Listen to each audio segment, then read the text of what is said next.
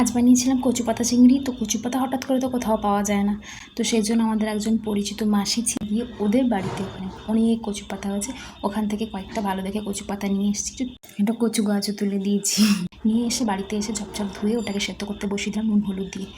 তো একটু তেঁতুল দিলে ভালো হতো, তাহলে যদি পাতাটা চুলকায় ওটা তেঁতুল না থাকার কারণে ওটাকে এমনি নুন হলুদ দিয়ে ভালো করে সিদ্ধ করে নিয়েছি। নিয়ে ওটাকে একটু লেবুর রস দিয়ে বেঁচে করে রেখেছিলাম। এবার সর্ষে পোস্ত কাঁচা লঙ্কা পেস্ট করবেন, কিন্তু আমরা পোস্ত দিইনি। কেন? পোস্ত ছিলই না, তাই কাজু দিয়েছি।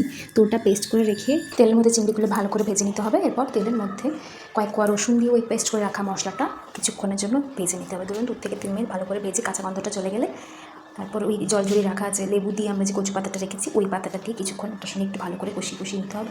হয়ে আসলে তারপরে ভেজে রাখা চিংড়িগুলো টুকটুক করে অ্যাড করে দিই। অ্যাড করে অনেকটা পরিমাণে সরষের তেল অ্যাড করুন, তারপরে হয়ে যাবে ফ্লেভারফুল কচু পাতা চিংড়ি।